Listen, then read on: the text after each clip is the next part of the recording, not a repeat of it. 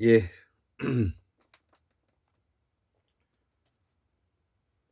2023년 8월 22일, 예, 음력으로는 7월 7일이 되겠습니다. 오늘이 화요일입니다.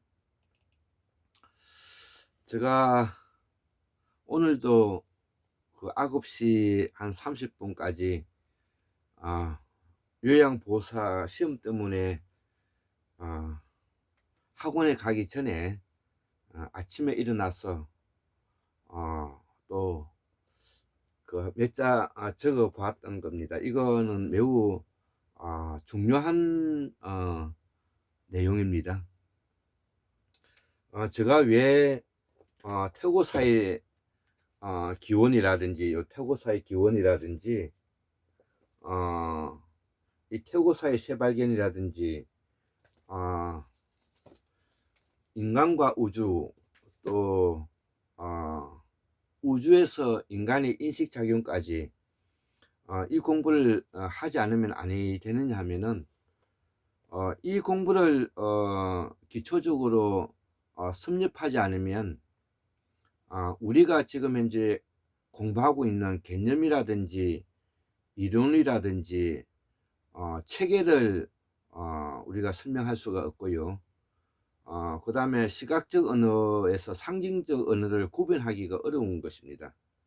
우리는 이런 것을 우리가 기본적으로 부족하기 때문에 제가 이것을 그 역사성과 그 공시성이라는 철학의 대전제 위에서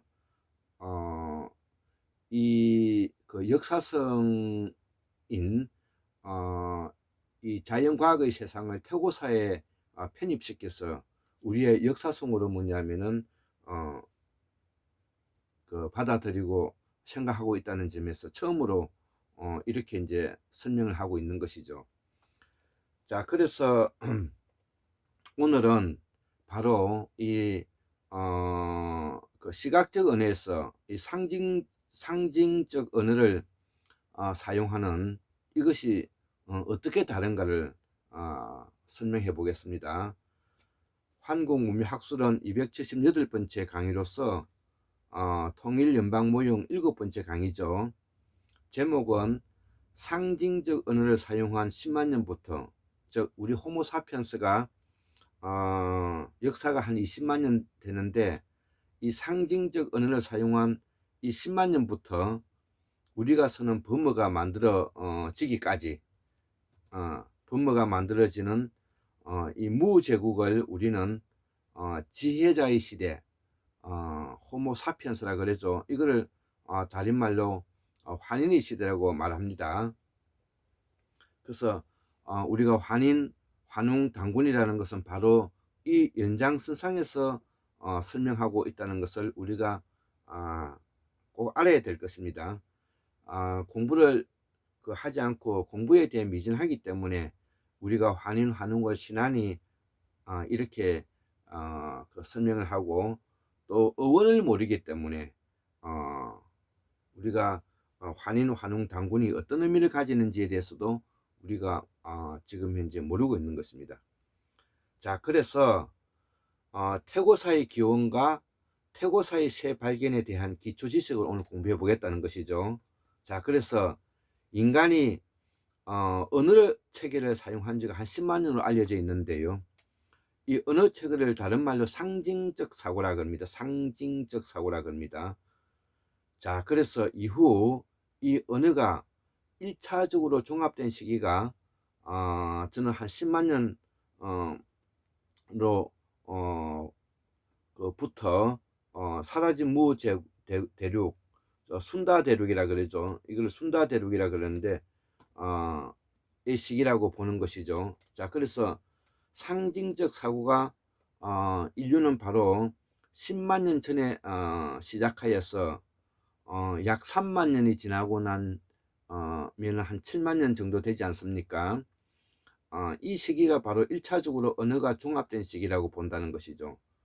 이 시기를 우리가 사라진 무대륙, 순다대륙이라 말하는 것입니다. 그래서 그동안의 감각적이고 지각적이고 생각이 이 상징 언어를 구사하게 된 것이라는 것이죠. 그래서 이때가 바로 우리가 환인의 시대라 말을 한다는 것이죠. 이것이 바로 이 시대가 바로 우리가 상고사의 출발이다 이렇게 받아들이고 있다는 것이죠. 그러면 그 이전을 바로 태고사의 시대고, 이것을 우리 한국문명학술원에서는 태고사의 문명기다 이렇게 설명하고 있는 것입니다. 그래서 언어를 사용한 언어적 상징적 언어를 사용한 10만 년 전부터 3만 년이 지나고 나면 7만 년 전이잖아요. 그 3만 년을 바로 태고사의 문명기다. 그리고 이것이 1차적으로 종합되어서 나타난 시기가 바로 순다대륙이고, 순다대륙을 다른 말로 사라진 무대륙, 제임스 채치워드는 사라진 무대륙이라고 말하는데, 이때부터 바로 우리는 상고사의 시대로 설명할 수가 있다 이 이야기를 하는 것입니다. 자, 그래서 우리는 상징적 언어를 사용하는 그 이전을 시각적 언어를 사용하는 시대라고 말하고, 이 시각적 언어를 사용하는 이 시기를 우리가 개념의 시기라고 표현하는 것입니다. 자, 그래서 이 개념은 이론이라든지 기억, 연산, 판단 과정을 가지고 있는 생각의 개념보다도 훨씬 더 넓은 개념이고, 그 이전의 개념이라는 것을 우리가 꼭 명심해야 될 것입니다. 그래서 이 개념은 바로 시각적 언어와 매우 밀접한 연관성을 가지고 있다. 이것을 우리가 꼭 알아야 되는 것입니다. 그래서 이 시각적 언어는 바로 인류가 5억 년의 진화 과정을 거치고 있다는 것을 우리가 명심해야 될 것입니다. 자, 그래서 시각적 언어는 5억 년의 진화 과정을 거쳤다면 상징적 언어는 10만 년의 진화 과정을 거쳤다. 이렇게 알고 있어야 될 것 같습니다. 자, 그래서 우리가 이 상징적 언어를 사용하는 이 시기를 우리가 바로 환인의 시대라고 말씀했지 않습니까? 자, 그래서 우리가 개념은 언어적 사고, 즉 언어적 사고를 다른 말로 말하면 상징적 사고라 그러죠. 개념은 이 상징적 사고 이전에 매우 포괄적이고 넓은 의미를 가진다는 것이죠. 자, 이후에 이 언어적 사고, 즉 언어적 사고를 상징적 사고라 그러죠. 언어적 사고, 기억하는 사고가 형성된 것이다. 이 과정을 우리는 정신작용이라 말하고, 이 정신작용은 바로 기억, 연산, 판단 과정을 거쳐서 이 기억이 바로 해마에 일시 저장이 되었다가 밤에 잠을 자면서 전전두엽의 기억으로 저장되는 것입니다. 그래서 이 기억은 바로 전전두엽의 옷걸이처럼 차곡차곡 뭐냐면 그 옷이 걸려 있듯이 기억이 저장되었다가 인간이 살아가면서 위급하고 급하고 중요할수록 그 기억을 끄집어내서 기억, 연산, 판단 과정을 거치는 과정을 우리가 정신작용이라 말한다는 것이죠. 그래서 정신작용은 개념의 작용이 아니고요, 바로 상징적 사고의 작용이고, 그 다음에 언어적 사고의 그 작용이다 이렇게 이해하셔야 정신이라는 것이 무엇인지를 우리가 아는 것입니다. 즉, 그래서 여기에서 조금 더 구분하고 싶은 것은 바로 우리가 다른 포유동물들도 잠깐은 이러한 그 언어적 사고를 가지면서 기억을 하면서 이 눈물을 흘리기도 하죠. 코끼리 같은 경우는 눈물을 흘리기도 하고, 또 다른 짐승들이 새끼가 죽었을 때 잠깐 머무른다든지 이런 것은 있어도 인간들처럼 이것을 감정과 슬픔을 포괄적으로 뭐냐면 드러내지는 않는 것이죠. 그렇기 때문에 이 포유류들에게 있어서는 바로 언어적 사고, 상징적 사고를 사용하지 않는다고 말하고 이들에게 정신작용이라고 이름 붙이지 않는 이유가 그런 것입니다. 자, 그래서 이 지구에는 이 상징적 언어를 사용하는 유일한 종이 된 것이죠. 자, 그래서 이러한 상징적 언어를 사용하는 유일한 종이 됨으로써 상징 시스템이 나타나게 되고 이 상징적 시스템이 바로 제도와 구조를 낳게 되고 제도와 구조가 바로 우리의 문화와 종교, 명상을 출현시켰다는 것입니다. 이 제도와 구조를 바로 우리가 사회성이라고 말하고 이 사회성과 관계되어 있는 것을 우리가 사회관계망이라고 표현하는 것입니다. 자, 그래서 한국의 정통신앙과 정신은 바로 세우는 것이 환구문학술을 해야 할 일이고요. 자, 그래서 제가 앞전 강의에서도 이야기했지만 이러한 그 언어적 사고 를 가장 잘 표현한 것이 바로 한 10가지로 이제 구분해 봤는데 이것이 바로 첫 번째 보살사상이라는 것이죠. 그래서 이 보살사상에서 인간의 존엄이라든지 자유, 그 다음에 책임 이런 것들이 이제 나중 민주주의로 나아가게 되고 이것이 실존주의로 이제 나아가게 되고 우리가 그 근대 철학에서는 자유, 평화, 박이라고 하죠. 연대. 이것이 이제 프랑스에서도 나왔던 내용이던데 바로 이런 보살사상이 바로 어떤 개념으로 이루어져 있느냐 하면 바로 현실적이고 구체적이고 실질적이다. 현실적이고 구체적이고 실질적이고 바로 거기에다 초자연적이고 초월적인 요소를 이 5개의 개념을 함유하고 있다는 것이죠. 그 하고 있는 것이 바로 보살사상인데 보살사상은 보디사트바를 줄여서 보살이라고 말하는데 이 보살은 보디사트바를 에서 나온 말인데 산스크리트 보디사트바에서 나온 말인데 이 보디사트바는 한자로 표현하면은 본생이 되는 것이고 본생이라는 뜻은 뭐냐면은 본래의 생명이 타고난 성품대로 우리가 내버려 두어야 된다는 뜻입니다. 그래서 이 보살상은 아주 고도의 인간 작용의 언어적 사고를 바탕을 하고 상징적 사고를 바탕을 하고 있는 그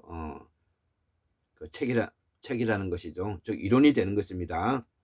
자, 그래서 이 보살사상이 바로 인간의 존엄과 자유 책임이 나타나는 것이고요.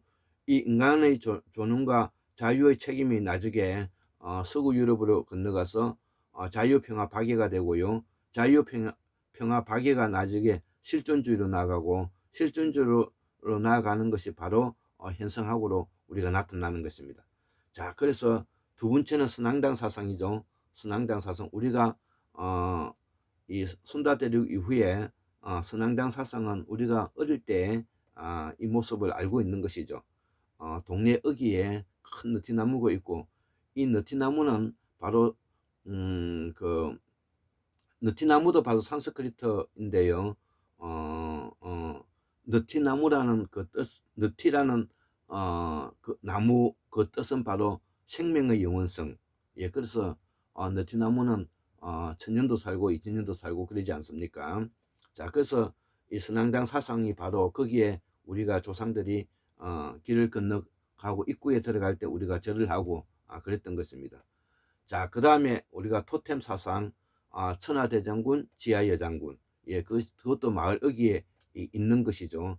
그래서 하늘 땅, 하늘과 천지인이라 그러지 않습니까? 토템 사상은 바로 이러한 지상에서는 천하대장군, 지하에서는 지하여장군 이렇게 이제 하는 것이고 또 마을 어귀에 있는 것이 바로 제사식을 담고 있는 솥대죠, 솥대. 예. 이 솥대는 바로 뭐냐면은 지상과 지하와 지상을 이어주는 바로 상징적 존재로서의 우리가 새를 말하는 것이고 이 상징적 언어의 를 우리가 새로 설명하고 있는 것은 바로 새가 날아서 하늘로 올라가는 것을 형성하고 있는 것이죠. 자, 그래서 다섯 번째, 우리 한국사는 바로 언어적 사고를 사용하는 그 때부터 우리가 그 샤먼이 되고 무당이 되고, 무당은 샤먼이 되고, 샤먼은 뭐냐면 성인이 되고, 성인은 성현이 되기 때문에 우리가 환인의 역사라고 말하는 것이고, 우리가 독서지 성인이라는 말이 거기서 나오는 것이고, 그래서 우리의 역사는 바로 책을 읽으면서 꾸준히 성인의 도에 도달하는 것을 우리가 말하는 것입니다. 자, 그래서 이러한 것을 위해서 우리가 두레와 향약이라는 것이 있고, 조선시대 때 바로 그 조광조의 향약이 있고요. 그 다음에 이태계의 향약이 있는 것이죠. 즉 지방 자체를 말하는 것입니다. 우리의 뿌리, 역사적 뿌리 속에서도 조선시대만 하더라도 분권화되는, 분권화되고 자율화되고 네트워크가 될 때는 두레와 향약이 우리가 없다고 말할 수가 없는 것입니다. 자, 그래서 서구에서만 두레 분권화되는 것이 아니라는 것을 말하는 것이고요.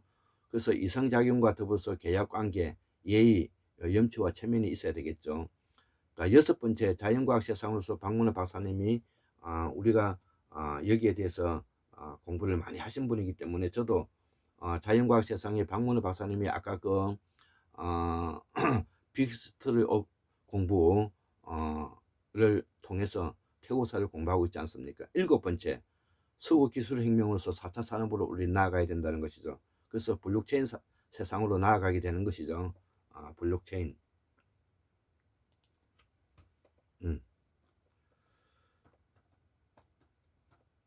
블록체인 혁명. 예. 여덟 번째, 이성작용으로서 근대 철학으로서 분권화 자율화 네트워크, 분권화 자율화 연대, 분권화 자율화 네트워크. 예. 그 다음에 둘이 학략, 조선시대 조광조, 그 다음에 이태계. 자, 그래서 우리에게 이태계. 자, 그래서 우리는 이 계약관계에 부족한데 인연과 정이 많아서 우리가 염치와 체면에 의해 가지고 공적인 문제에 우리가 명확하게 하지 못함으로 인해서 서구에서 가지고 있는 계약과 책임성이 부족하다는 것이 있죠. 그래서 이 막스 베버는 바로 사회의 기본적인 토대가 열정과 책임, 균형감이 있어야 된다고 그렇게 말하고 있다는 것이죠. 열 번째, 우리가 녹색혁명으로서 자연환경을 극복해야 된다는 것이죠. 자, 그래서 한국의 정신세계는 순다대륙 순다환인 때 탄생한 인간 존엄의 바탕을 둔 보살사상 보리살타의 준말이죠. 에서 출발한다 이거죠. 우리가 쓰고 있는 말과 글은 95%가 범어이고요. 여기에 빨리어가 들어가 있는 것이죠. 그래서 글은 한자와 범어이고 말은 훈민저금이라는 것이죠. 예, 우리가 쓰고 있는 말이 바로 발음체계인 것입니다. 이를 우리는 말과 글이라 하고, 이 관계성이 사회성을 가지게 되었고 사회관계성을 가지게 되었다는 것이죠. 이를 우리는 정신작용의 시작이라고 보고 그 이전을 우리는 자연과학의 세대를 한다. 결국 인간은 스스로 셀프인 유일무이한 존재가 됨으로써 인간은 있지도 않는 것을 만들어내는 상상의 세계로 나아가게 되고 가상의 세계로 나아가게 되고 추상적 세계를 나아가게 됨으로써 인간은 드디어 유일무이한 존재로서 자아인 자아 셀프를 만들게 돼서 인간이 자연과 결별하는 존재에 이르겠다. 이것이 바로 인간이 신이 되는 근거를 마련하고 있다는 것입니다. 인간과 자연을 벗어나는 이런 입장에 놓이게 됨으로써 인간이 궁극으로 신의 존재에 이르게 되었다는 것입니다. 그렇기 때문에 이 자아 셀프, 자아를 가진 존재로서 인간의 존엄성은 유일무이하게 이것이 지켜져야 된다는 것이, 이것이 최동석 인사조직연구소의 인간의 존엄성과 행복추구권, 인간의 존엄성을 바탕으로 하고 있는 문명사회 발전을 설명하고 있는 것. 제가 여기에 좀 더 역사적 철학적으로 보완을 해서 여기에 오늘 설명을 덧붙였습니다. 74,142년 1960년 2023년 8월 22일 화요일 한국문명학술원 골장 김태수 올립니다. 예, 감사합니다.